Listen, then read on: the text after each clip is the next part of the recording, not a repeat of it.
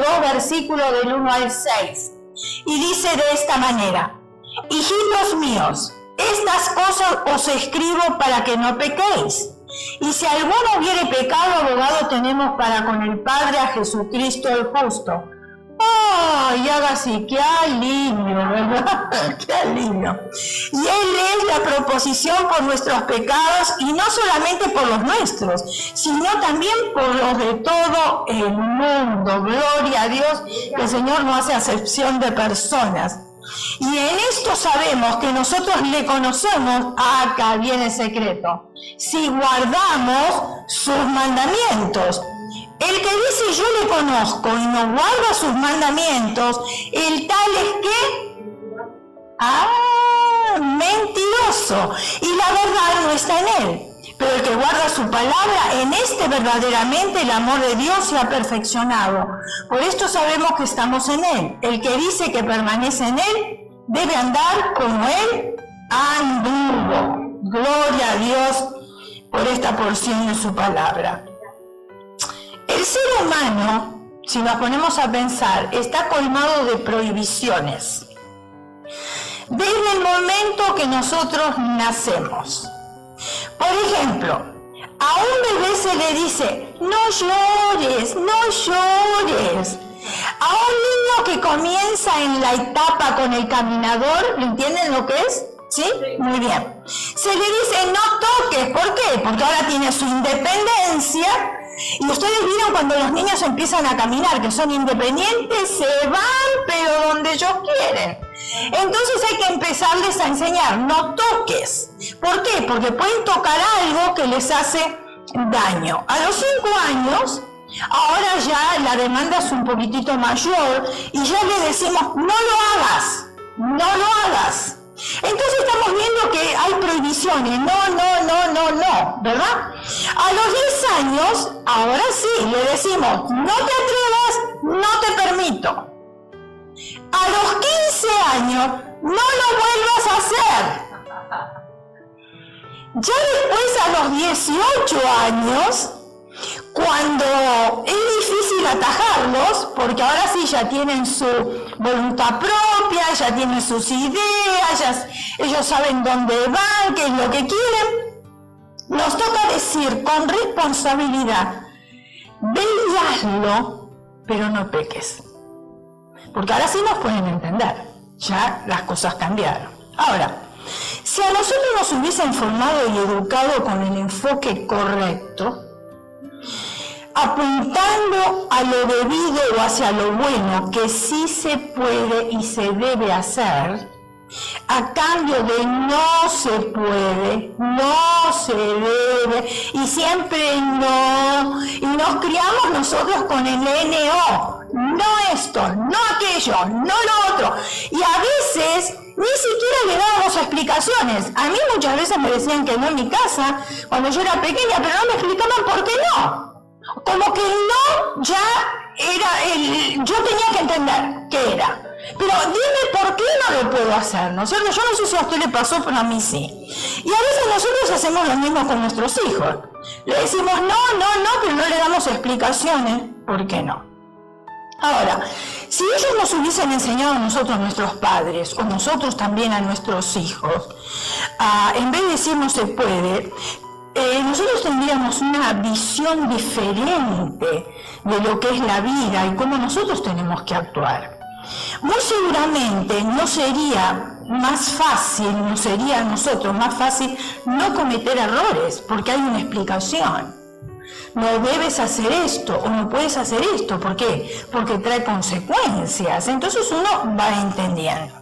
Ahora, como creyentes, nosotros necesitamos encontrar la manera de derrotar el pecado en nuestras vidas. ¿Cuántos saben que somos pecadores?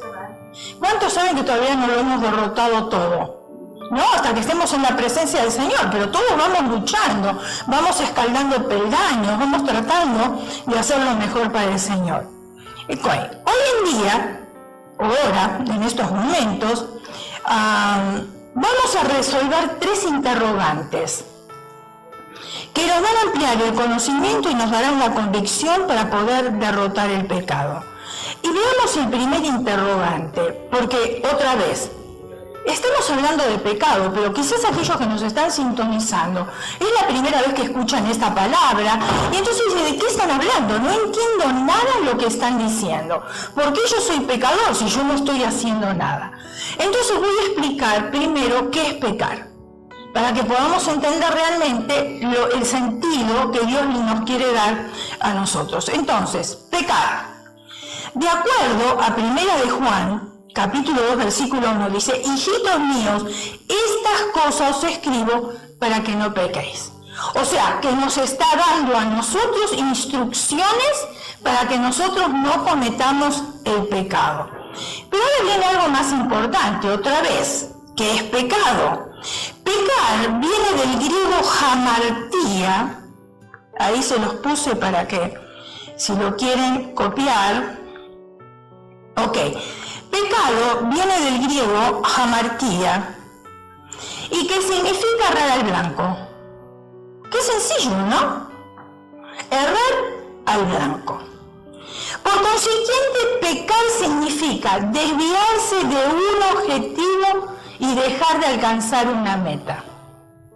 Por ejemplo, con nosotros como cristianos, un día dijimos vamos a servir al Señor, vamos a seguir al Señor, no importa lo que pase en nuestras vidas, nosotros queremos seguir al Maestro. Ese es el objetivo que nosotros tenemos. Pero sabemos muy bien que en el trayecto de ese objetivo suceden cosas que a nosotros nos pueden desviar de ese camino, ¿sí o no? Nos pueden desviar y nos podemos apartar. ¿Cómo también nosotros podemos seguir? Entonces, yo tengo un objetivo, pero si yo en el camino me desvío, no estoy alcanzando la meta. Y eso es lo que me quiere decir entonces la Biblia cuando me habla a mí de pecar. El apóstol Pablo tenía bien claro lo que era no pecar. En Filipenses capítulo 3, versículo del 3 y 14, dice de esta manera, hermanos, acuérdense que está hablando el apóstol Pablo, el apóstol de apóstol. Y si él se consideraba pecador, wow, yo quedo como una lenteja al lado de él. Entonces dice, hermanos, yo mismo no pretendo haberlo ya alcanzado, pero una cosa hago, olvidando ciertamente lo que queda atrás y extendiéndome a lo que está delante, prosigo a la meta, al premio del supremo llamamiento de Dios en Cristo Jesús. Pablo tenía claro que para alcanzar la semejanza de Cristo, la cual es perfecta, tenía que definir su meta. Definir su blanco. Él sabía que en la meta había un premio. ¿Usted sabe que tiene un premio? Y ese premio emanaba de Dios. No era un premio terrenal que desaparece. Era un premio eterno. Por tanto, le interesaba a él no desviarse del objetivo, o sea, no errar al blanco, porque él quería ese premio. Desde muy niño nos han enseñado, y de adultos enseñamos a nuestros hijos, que no deben pecar. Pero la estrategia que utilizamos es igual a la estrategia con la cual fuimos formados. No toques, no hagas, no. Si bien la naturaleza de nosotros los seres humanos es rebelde, porque es rebelde esta naturaleza que tenemos, refleja en cosas tan simples como cuando nos dijeron, no toques la plancha porque te quemas. A veces le decimos a nuestros niños, no toques el horno porque quema. Si el horno está bajito, ¿no? No toques. Y aunque nos advirtieron, igual nos hemos quemado. La naturaleza rebelde nos advierten, pero igual lo prohibido parece que gusta. Mire, usted le dice a su hijo, esa muchacha no te conviene, y se va a empecinar con esa muchacha. O viceversa, ese joven no te conviene, y se empecina con ese joven. Y hasta que no se da la cabeza contra la pared, recién entonces se acuerda de los consejos, del consejo dado. Pero ya está, ahora ya está, ¿no? Se tuvo que dar la cabeza contra la pared. La reacción de niños es escuchar, interpretar y sacar deducciones. Escuchamos, Yo interpreto, usted interpreta a su manera y después sacamos nosotros cada cual sus conclusiones. Pero ¿en base a qué parámetros? Si de niño no conocíamos el significado de quemarse, porque no entendíamos lo que era quemarse, finalmente el niño toca la plancha y se quema. En cambio, si al niño que juega con la plancha se le dice, si la tocas, te va a causar un profundo dolor. Las cosas son diferentes. Y le voy a explicar por qué. Porque desde que inicia la etapa de caminar, se golpea a diario y conoce lo que es el dolor. Quemarse no conoce lo que es quemarse hasta que se quema. Pero el dolor sí lo conoce. Entonces uno le dice, si tú lo vas a hacer, te va a producir mucho dolor. Pablo, el apóstol Pablo, podía haber dicho, hermanos, imítenme a mí que yo no peco. Y no dijo eso el apóstol Pablo, todo lo contrario. Pablo se tomó el trabajo de demostrar que no pecar es más que una prohibición, la cual el ser humano siempre quiere quebrantar. Él nos mostró que no pecar es alcanzar mis metas y objetivos fundamentados en Cristo. No pecar no solo es apuntar, sino es dar al blanco. Usted le dice a un joven, no fumes, porque tú sabes que te puede agarrar cáncer en los pulmones. O no bebas, porque puedes tener cirrosis. Y más le decimos no, más se les ocurre hacerlo, más. Cuando le hablamos a nuestros hijos, lo tenemos que hacer de la siguiente manera. Bueno, los míos ya están grandes, ¿no? Pero de todas maneras siempre el consejo de los padres está ahí presente. Aunque ellos formen su propio hogar y uno no se meta en sus decisiones, pero siempre como quien no quiere la cosa, ¿me entendió usted eso? Como quien no quiere la cosa, de atrasito, de costadito, de arribito, de abajito, como usted le quiera decir, uno trata de darle consejos. Entonces tendríamos que reemplazar de esta manera. Decimos, cuidadito con fornicar porque eso es pecado de muerte. Ahí salieron los espirituales, los que andan volando. Y yo siempre digo que los que vuelan y vuelan un día lo van a bajar de un ondazo. Cuidadito con fornicar, porque eso es pecado de muerte. Pero si nosotros le decimos, escuche bien la diferencia, porque le estamos diciendo lo mismo, pero en unas palabras más dulces, más entendibles que el de prohibir. Si nosotros le decimos, mira hija, recuerda que tu futuro está en juego. Piensa en las promesas que Dios tiene para ti, antes de tomar decisiones erradas. Entonces, ¿qué va a hacer? Esa joven va a destapar sus oídos. Y le va a gustar seguir escuchando a la mamá y los consejos de la mamá. Pero cuando escucha el primer no, enseguida se ponen dos tapones y uno habla y habla y habla como disco rayado y nadie le presta atención. Porque esa palabra no cayó pesada. Entonces hay una diferencia en la manera como nosotros nos comunicamos. Podemos ser receptivos al oyente como podemos cerrarle los oídos al oyente y que el oyente haga lo que se le viene en gana. Entonces podríamos decirle algo más. Mira, tu carrera demanda mucho tiempo y sacrificio. Y si te embarazas en estos momentos, sería muy difícil lograrlo. La Biblia no es un libro de prohibiciones, la Biblia es un estilo de vida. El Señor me advierte, o sea, es bien claro, todo me está permitido, todo. El Señor no me dice, no toques, no hagas, no mires, no. Todo está permitido, pero después termina el versículo, que eso es lo importante, ¿no? La parte B del versículo. Pero no todo me conviene, no todo. Ahora, yo tengo que ser cristiano para entender que si tengo un problema en el hígado y el doctor me está diciendo no coma cerdo, no tome bebida, no coma ciertas cosas, frituras, etcétera, etcétera, ¿tengo que ser cristiano para dejar de comer esas cosas? Es sentido común. Ahora, por el otro lado están los holy holies que dicen: el Señor es mi sanador. Cualquier cosa que yo ponga en mi cuerpo, el Señor lo elimina.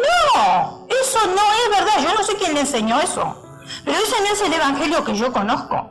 Porque Dios hace su parte, pero Él nos pide a nosotros de hacer nuestra parte. Entonces los dos trabajamos juntos y así funciona. Si yo le estoy metiendo cosas a mi cuerpo, que mi cuerpo las rechaza, no las quiere, ¿cómo Dios me va a venir ahora a eliminar las cosas de mi cuerpo cuando yo, que tengo el libre albedrío, escojo ponerlas en mi cuerpo? Entonces Dios está luchando conmigo. No, Dios no lucha con nadie. Dios nos deja la libertad para escoger. Yo escojo hacer el bien, yo escojo hacer el mal. Yo escojo errar al blanco, yo escojo no errar al blanco. Yo escojo seguir la meta, yo escojo abandonar la meta. Dios no me va a obligar a mí a hacer nada porque un día levanté la mano y le dije: Señor, aquí estoy, envíame a mí. Pero resulta que cuando me quiso enviar, el Señor a mí no me encontró. ¿Dónde estaba? ¿Dónde estaba? ¿En qué parte del camino estaba? Yo a veces le digo a mi esposo cuando me dice algo, que me lo dice por primera vez, le digo: ¿en qué parte del camino cambiaste? Sí, porque yo no me acuerdo cuándo fue el cambio, ¿no? Entonces que me diga, ¿en qué parte del camino cambió? Veamos el consejo de manual de instrucciones. Hebreos capítulo 12, versículo 1. Nosotros, teniendo a nuestro alrededor tantas personas que han demostrado su fe, dejamos a un lado todo lo que nos estorba y el pecado que nos enreda. Entonces, ¿qué hacer si he pecado? Si he errado al blanco otra vez. La Biblia habla de pecado, pero acuérdense que viene del griego hamartía, que significa errar al blanco. O sea que si nosotros decimos dejar de pecar o dejar de errar al blanco, es lo mismo. Estamos hablando de la misma cosa. Entonces, ¿qué tengo que hacer yo si la Biblia me dice que tengo que dejar de pecar o errar al blanco? La Biblia tiene respuesta para todo. La Biblia no es muda, sigue hablando en estos días. Y tiene las respuestas a todos nuestros interrogantes. Si desconocemos las respuestas porque no la estamos leyendo, entonces las desconocemos, pero sí tiene respuesta. Veamos en Primera de Juan, capítulo 2, versículo 1 y 2. Dice: mis queridos hijos, les escribo estas cosas. Esta es un poquitito diferente la versión de como lo hemos leído al principio. Yo le aconsejo que cuando usted lea la palabra de Dios, lea diferentes versiones, porque algunas son más entendibles que la otra. Claro, para eso tiene que tener quizás diferentes Biblias, pero aquel que le gusta estudiar la palabra de Dios, entonces se equipa con armamentos, ¿no es cierto? ¿Para qué? Para poder entender bien el corazón de Dios, porque hay traducciones que son más sencillas que otras. Por ejemplo, la Biblia, la King James, es la más difícil para interpretar. Pero después hay otras versiones que son más sencillas. Entonces dice: mis queridos hijos, les escribo estas cosas para que no pequen, para que no erren al blanco. Pero si alguno peca, si alguno erró al blanco, tenemos ante el Padre a un intercesor, a Jesucristo el justo. Él sí que no erró al blanco. Él es el sacrificio por el perdón de nuestros pecados, y no solo por los nuestros, sino por los de todo el mundo. Acá hay una palabra muy interesante que encontramos nosotros, y es la palabra abogado. Un abogado tenemos. Fíjense ustedes. Para resolver las cosas aquí en la tierra, que son de leyes, tenemos que buscar un abogado, ¿verdad? Para resolver las cosas espirituales también tenemos un abogado. Pero se llama Jesucristo. Entonces, la palabra abogado que nosotros vemos en este versículo viene de la palabra griega parakletos, que significa en ayuda de uno y un intercesor. Él es el que intercede por nosotros. No necesitamos ningún santo que interceda por nosotros. Él es nuestro intercesor. Él es. ¿Qué es intercesor? Que ruega o media por otra persona. Quiere decir que cuando nosotros le erramos al blanco, pero después venimos y pedimos perdón, claro, Dios, el Padre, nos mira y nos ve pecadores. Pero ahí tenemos nuestro abogado, nuestro paracleto, nuestro intercesor, que dice, no, yo pagué por el pecado de esa persona. Entonces, a través de la sangre de Jesucristo, Dios nos ve a nosotros. ¿Cómo nos ve? Totalmente limpios, no los quiero congelar. Y ahí está. Muy bien. Este versículo nos enseña que el que peca debe compadecer ante el Padre. Nosotros cuando pecamos aquí en la tierra, le erramos al blanco aquí en la tierra, por ejemplo, violando la ley. Y lo interesante, miren ustedes, que la ley fue puesta por causa del pecado. ¿Es verdad? ¿Quién impone que salgan nuevas leyes? ¿Quiénes? ¡Nosotros mismos! Al violar nosotros la ley, se impone otra ley para que nosotros la podamos cumplir. Ahora, si a nosotros nos dicen en el freeway que tenemos que ir a 55, a 60, depende de dónde estemos, y no cumplimos con esa ley, hay otra ley que nos dice que el policía nos va a parar y que nos va a hacer pagar un ticket. Nosotros mismos nos vamos imponiendo leyes.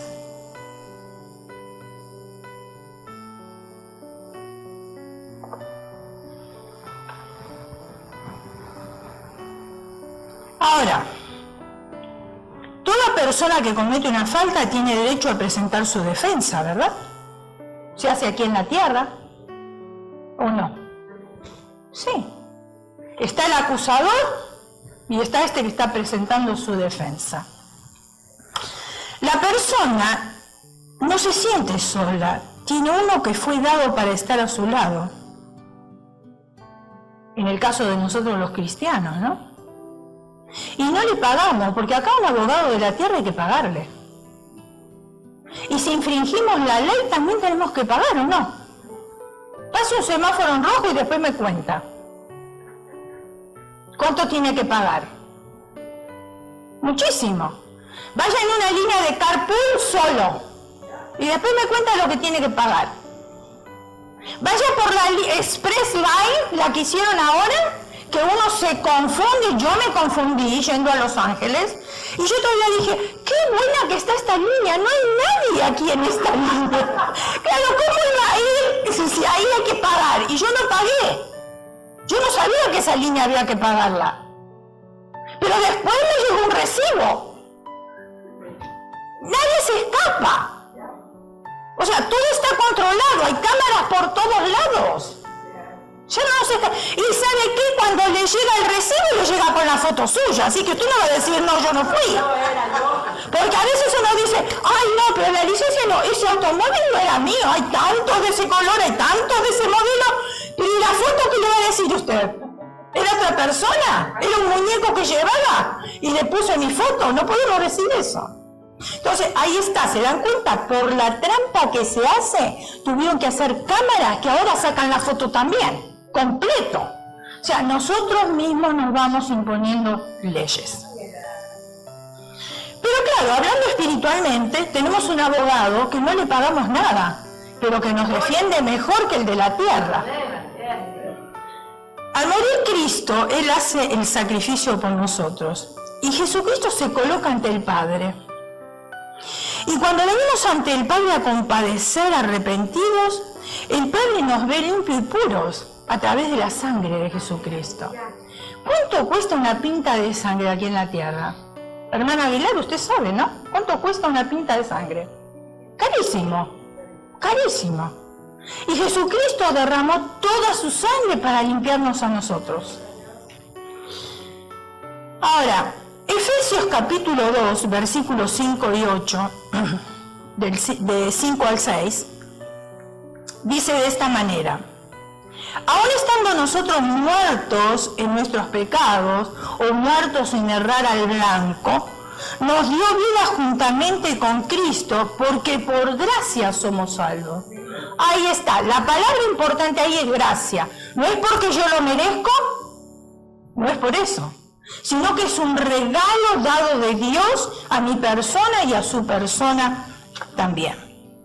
Ahora, tratamos qué es pecar. La pregunta es, quizás para muchos, ¿cómo dejar de pecar? ¿Cómo dejar de errar al blanco? Primero de Juan capítulo 2, versículo 3 al 5, dice: en esto sabemos que nosotros le conocemos. A ver, ¿cuánto sabemos?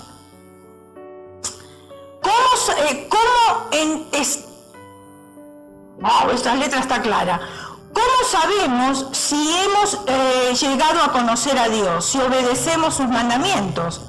El que afirma, lo conozco, pero no obedece sus mandamientos, es un mentiroso y no tiene la verdad. En cambio, el amor de Dios se manifiesta plenamente en la vida de aquel que obedece su palabra, y de este modo sabemos que estamos unidos a Él. Esta es otra versión de la que leímos al principio, diferente, un poquito diferente.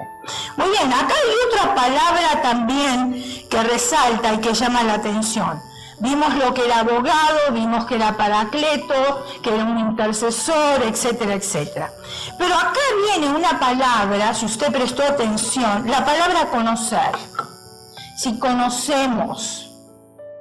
La palabra conocer viene del griego ginosko. A ver, ahí está, mire.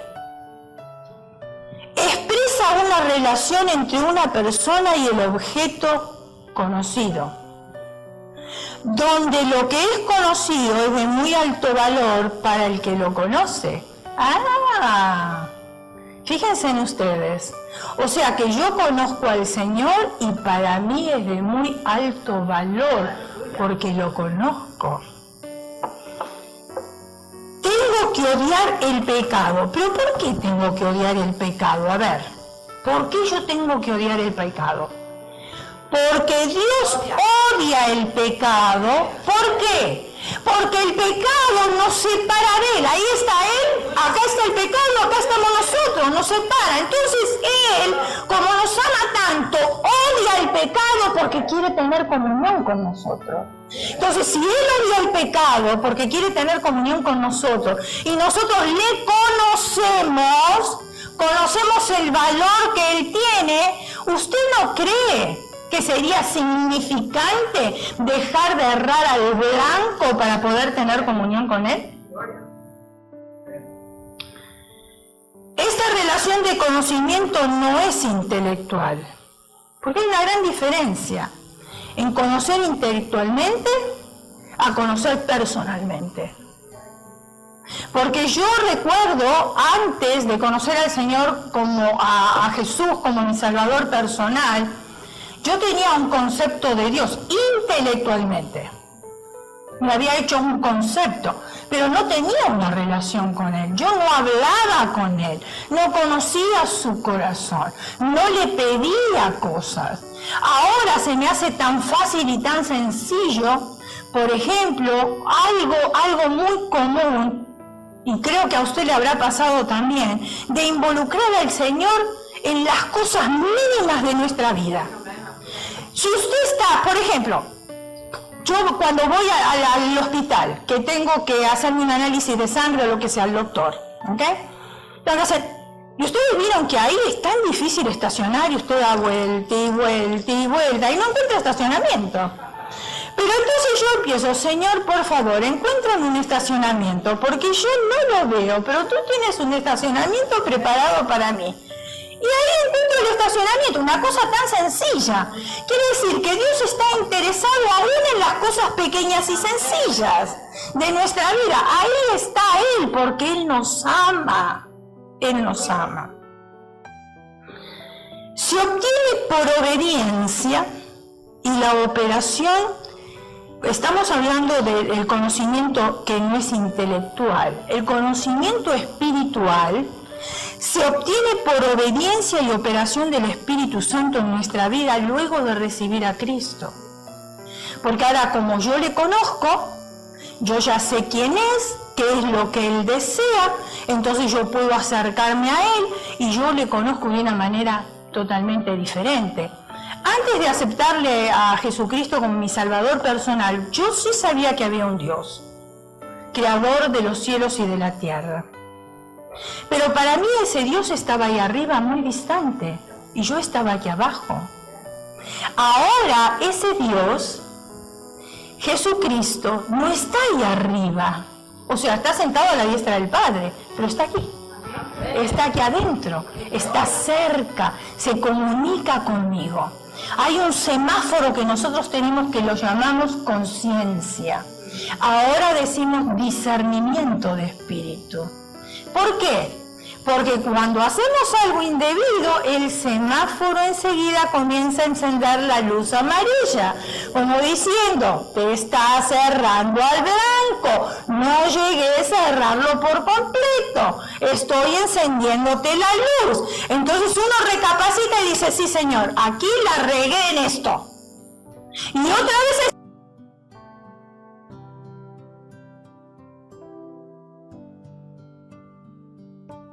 cumplir la voluntad de quien manda.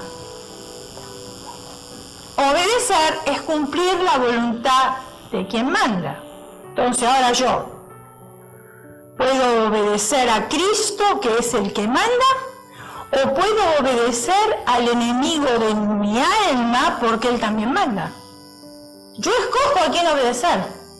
¿De quién voy a ser siervo? Por eso me gusta Pablo cuando empieza sus cartas, dice, Pablo, siervo de Jesucristo. Él lo aclara muy bien. A él no le importaba llamarse siervo. Todo lo contrario. Para él era un honor llamarse siervo de Jesucristo. ¿Por qué? Porque él le servía a Jesucristo. Entonces, él obedecía a Jesucristo. Yo soy siervo de quien obedezco. Puedo ser siervo de mi carne, y por supuesto que esa naturaleza pecaminosa la tengo que controlar, porque muchas veces le echamos la culpa al enemigo. ¡Ay, es que Satanás me tentó! ¡Ay, que Satanás! Sí, claro, a Jesucristo también lo tentó Satanás, y es fácil decir eso, y es como Pilato lavarse las manos y decir, este me tentó, por culpa de este yo pequé. Pero escuchen, nosotros tenemos inteligencia, sabiduría para escoger nuestras amistades. No me conviene, no voy a andar con ellos. Tengo la sabiduría para hacerlo, ¿o no? Por eso hay un dicho que dice que con la familia se nace, pero los amigos se eligen. La familia no se la puede quitar de encima. Claro, no necesita tener una comunión íntima si ellos no están viviendo una vida de acorde a lo que nosotros estamos acostumbrados a vivir en el Evangelio, por supuesto, pero siempre van a ser nuestra familia. No podemos quitar esos lazos de sangre, pero las amistades ya nos llevan nuestros lazos de sangre. Y si es una amistad que a mí no me conviene, entonces ¿para qué la quiero si no me favorece? Al contrario, me está echando a perder. Entonces yo cumplo la voluntad de quien me está mandando. Cuando nosotros conocemos a Cristo, Él nos conoce y nos volvemos no solo con su espíritu y asumimos su carácter y su pensamiento. No tenemos solamente el espíritu de Él morando en nosotros, Pero ahora de a poco, como dice, renovaos en el espíritu de vuestra mente, vamos cambiando nuestra manera de pensar. Hay ciertas cosas que yo todavía no las entiendo y que tengo muchas preguntas. Por ejemplo, una de las preguntas que nosotros casi siempre los humanos nos hacemos, y creo que los cristianos también, es por qué los niños mueren cuando tienen una vida por delante. Ahora nosotros decimos que Dios es justo y Él no se equivoca, tiene que tener su razón. Yo todavía no lo entiendo. Es una pregunta que es un question mark. O también otras preguntas, ¿por qué hay seres humanos que están pasando hambre en ciertas partes del mundo? Y hay respuestas que no las tenemos. Pero sí una cosa yo sé, que Dios no se equivoca en hacer las cosas. Y cuando digo esto suena un poco cruel, ¿o no?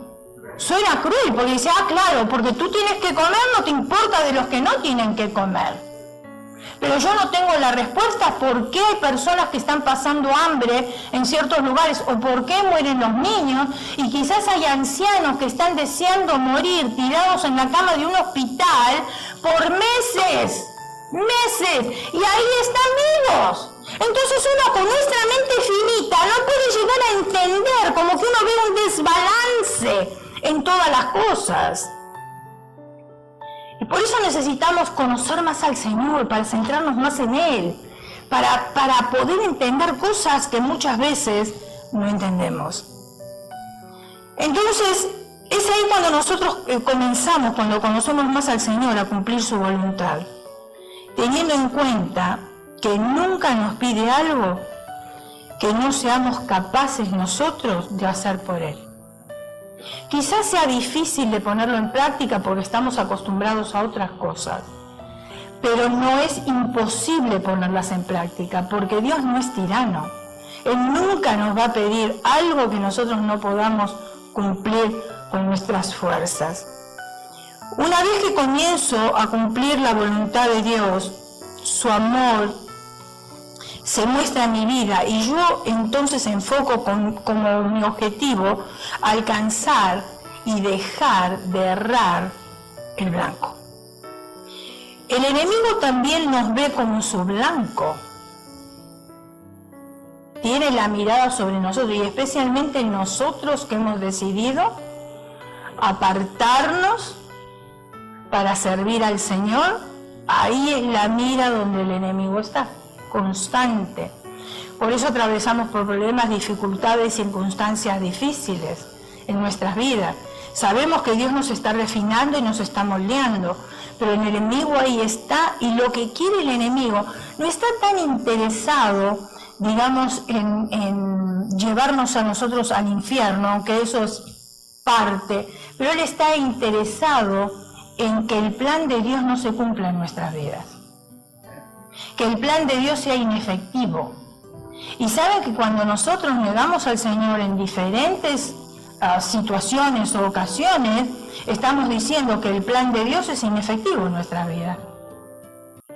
Si yo acepto a Cristo y después me salgo, ay no, pero es lo que me daban aquí, lo que el Señor me daba aquí, no, yo estaba mejor antes. Entonces el plan de Dios es inefectivo para mi vida, no tiene el valor para mi vida. Entonces yo me alejo. Efesios capítulo 6, versículo 16, dice: sobre todo tomad el escudo de la fe con que podáis apagar todos los dardos de fuego del maligno. Parece sencillita la escritura cuando la leemos, pero ponerla en práctica no es tan sencillita. Hay que tener mucha fuerza y mucha fe para poder derrotar todas o apagar todos los dardos del maligno. Ahora, ¿cuáles son esos dardos? Gálatas capítulo 5, versículo 20. Idolatría, hechicería, enemistades. Quizás no practiquemos ni la idolatría ni la hechicería. Idolatría dentro del cristianismo todavía se practica, porque no es tener dioses, estatuas, la idolatría. No es solamente eso. El hecho de adorar a mis hijos más que a Dios, eso es idolatría. Adorar a mi esposo más que a Dios es idolatría. Adorar mi casa o mi carro o mi ropa o los bienes que yo poseo, todo eso se llama idolatría. Adorar mi trabajo, que parece algo bueno, pero cuando le doy más importancia a esas cosas, ocupan el lugar de Dios, viene a ser idolatría. Hechicerías, enemistades. ¿Acaso no hay enemistades entre nosotros los cristianos? Tenemos que ser sinceros. No podemos culpar a otras denominaciones o a otras personas que no están en la iglesia, porque dentro de nosotros también tenemos amistades, enemistades con nuestra familia, enemistades con los compañeros de trabajo, enemistades dentro de la iglesia mismo también. Pleitos, celos, ¿que acaso no los tenemos nosotros? Sí tenemos todas estas cosas. Iras, contiendas, disensiones, herejías, envidias, homicidios. Sí, lo agarramos un arma para matar, pero la lengua, ¿cómo mata? Borracheras, orgías, eso está a la moda, las orgías. Ahora usted sabe, mire, le voy a dar un tip, soy en inglés. Si usted llega a viajar a Europa, ahí usted puede contratar un muchacho bien fornido, musculoso, guapo, rubio, de ojos celestes, como a usted le guste. Paga $1,200 el día y usted se saca fotos con él y las sube a las redes. ¡Wow! Dice todo el mundo. ¡Qué bárbara! Mira lo que se consiguió. ¡Un papazote! Ese papazote le costó $1,200.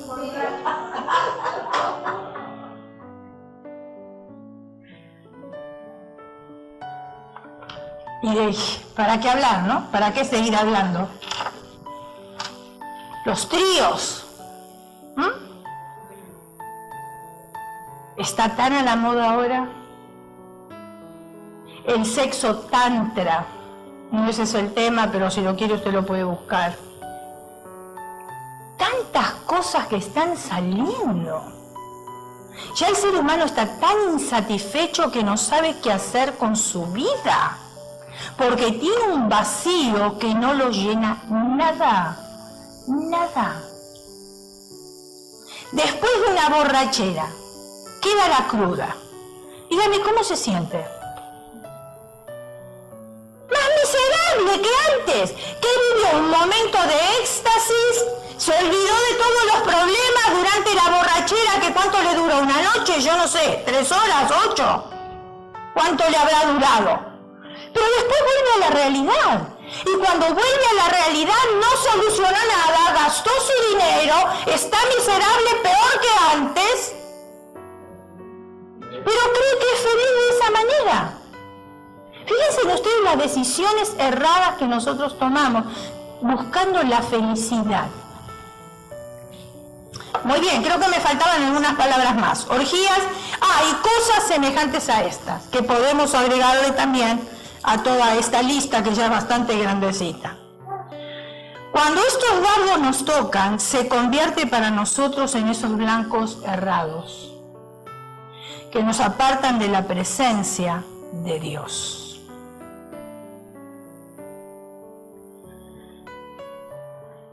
Hace varios años, le voy a contar una historia. Rick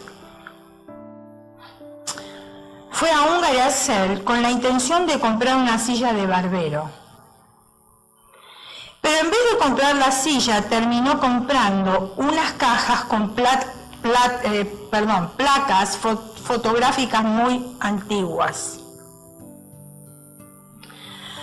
Rick guardó las cajas todos esos años, hasta que descubrió que eran los negativos de fotos tomadas por Ansel Adams.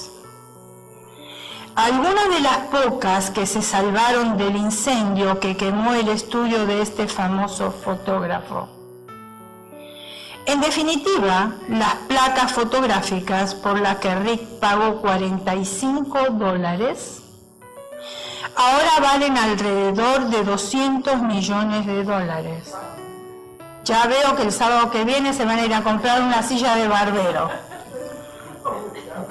para ver si encuentran otra cosa. Quizás usted se esté preguntando lo mismo que me pregunté yo cuando estaba leyendo esto. ¿Por qué no me sucede algo así a mí, no? Porque ni siquiera un miserable dólar encuentro en el piso. Cuando otras personas nos miran, es posible que no vean en nosotros más que una persona común y corriente. Porque ¿cómo se distingue? Si usted ve caminar a un cristiano de un inconverso, ¿cómo lo distingue? ¿Cuál es cuál? Caminando solamente. ¿Acaso nosotros caminamos de una manera jolly que todo el mundo se da cuenta? No. En el caminar, ¿pueden distinguir? Es muy difícil. Pero cuando uno hace presencia con la persona, enseguida se da cuenta. Hay algo diferente en su rostro, hay algo diferente en su boca, hay algo diferente. Pero cuando el Señor nos mira, Él ve algo muy diferente en nosotros. Él ve un alma tan valiosa a pesar de ser tan imperfectos, que estuvo dispuesto a sacrificar a su único hijo para darnos salvación. ¡Wow! Yo a veces lo pienso y yo digo, ¿yo daría a mis hijos para salvarlos a ustedes? Mi respuesta es no. Pero si yo se la pongo al revés, ¿ustedes darían a sus hijos para salvarme a mí? Ustedes también dirían que no. Así que estamos igualitos, parejitos. No nos debemos nada. ¿Cuánto valemos para el Señor? Nosotros valemos más que muchos gorriones. Incluso valemos la vida, sufrimiento, crucifixión y resurrección del Hijo de Dios. Esa es una clase de valor que no se puede depositar en el banco y tampoco va a figurar en la portada de una revista famosa. Porque todas las cosas espirituales no se le da tanta pompa, no se le hace tanto alarde. Estábamos con tristeza comentando con el pastor que ya Easter dejó de ser Easter. Es puro comercio, los huevos, los pollitos. Me pregunto, ¿los huevos y los pollitos estaban cuando crucificaron a Cristo? ¿Por qué mezclamos lo que es la entrada de la primavera con la crucifixión de Jesús? Porque la entrada de primavera vienen todos los brotes, y yo estoy de acuerdo con eso. Porque es algo que nosotros lo vemos, es algo que Dios así lo quiso, donde se reproducen. Pero nada tiene que ver con la crucifixión de Cristo. ¿Qué tiene que ver un conejo de chocolate con la crucifixión de Cristo? Y muchas veces nosotros los cristianos cometemos errores, hermanos, enseñándole a nuestros hijos para que no lloren, porque se tienen que parecer a sus compañeros de la escuela, a sus amigos, porque todos reciben un conejo, tienen que recibir un conejo. No, explicarles. Son dos cosas diferentes, la entrada del verano, de la primavera, la crucifixión de Cristo. Él pagó un precio muy, muy alto para que yo ahora me conforme con un triste conejo. Antes, la iglesia de Jesucristo, ¿cómo se preparaba para Easter? Era una fiesta, porque estábamos celebrando la resurrección de nuestro Señor y Salvador. Y creo que en la historia es lo más importante que nosotros tendríamos que celebrar. Y ahora cada vez se va pagando más, porque vemos que aún los cristianos usan esas fechas para pasear, para salir, para divertirse. Antes yo recuerdo que las mamás con sus niñas venían a la iglesia con sombreros, vestidas iguales, y se veían tan bonitas, esperando la celebración del Señor. Hoy ya ni se anuncia, ni hay sombreros en las tiendas, ni hay vestidos iguales, ni nada. El enfoque es otro, es venta, venta, comercio, comercio, comercio. Usted se registra en un lugar y lo bombardean con correos electrónicos que hasta cansan. Y todo es venta, todo es comercio. ¡Qué tristeza! Gracias a que Jesús, que se sacrificó a sí mismo, hemos sido perdonados y redimidos y hemos recibido la promesa de la vida eterna en el cielo, junto a Dios. Para abreviar, nosotros somos más que bendecidos y mucho más ricos que Rick. A menos que Rick también sea cristiano. Porque los 200 millones de dólares que él encontró le sirven por un corto tiempo de estadía en esta tierra. Porque cuando parta no se va a llevar un miserable peso. Nada. Y eso de lo que hizo una familia, que murió el padre, y entonces los hijos, los amigos, quisieron ponerle dinero en el ataúd, y por supuesto que esto no es verídico, es una broma. Dinero en el ataúd para que él se comprara algo en el cielo. Pero la ayuda idónea dijo, no. Recogió todo el dinero que le habían puesto, le puso una tarjeta de crédito y le dijo, esto es mejor para que se compre lo que quiera.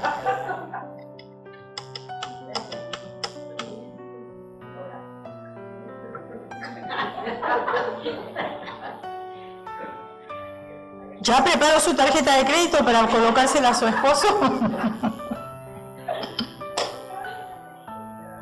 Como el otro que dijo, el hijo le preguntó, papá, te robaron la tarjeta, ¿no vas a reportarla?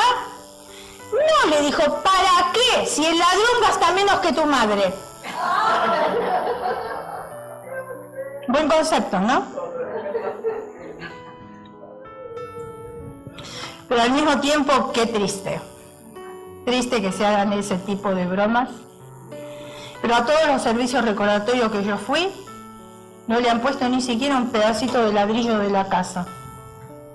Nada. Tuvo que dejar todo. Y lo triste es que cuando dejan todo, y lo estamos viendo en los medios de comunicación, aparecen hijos, pero ¿de dónde? No sé. Vienen de lo último de la tierra y se pelean. Y se pelean por un miserable peso. Y yo lo viví en mi familia, por eso lo estoy diciendo. Y es triste. Personas que se han sacrificado, que han luchado tanto para dejar algo. Qué manera de errar al blanco, ¿verdad? Qué manera de errar al blanco. Acumular, acumular, acumular, dejar de lado a Dios, dejar de lado a Dios, dejar de lado a Dios. Fiestas, salida, y dejar de lado a Dios, y dejar de lado a Dios. Y cuando nos vamos, todos nos vamos de la misma manera. Todos atravesamos por la muerte, no es que el rico tiene una muerte diferente, es igual a la nuestra, ni más ni menos. Y quizás aquel que no acumuló tanto disfrutó más de la vida aquí en la tierra, y el rico estuvo corriendo detrás de posesiones y se perdió lo más valioso, lo mejor. Y yo creo que esa es una enseñanza para nosotros también. De lo que vemos, yo soy muy observadora. De lo que vemos, hay cosas que las aplico, hay cosas que las rechazo. No me gustan. Lo mismo hace usted con el mensaje. Hay cosas que a lo mejor son para usted, hay cosas que no son para usted, rechácelas, no se preocupe. No tiene por qué aplicarlo a su vida. Pero lo que es para usted, lo que es para mí, sí lo tengo que aplicar. Cierre sus ojos, incline su rostro y vamos a orar. Señor Jesús.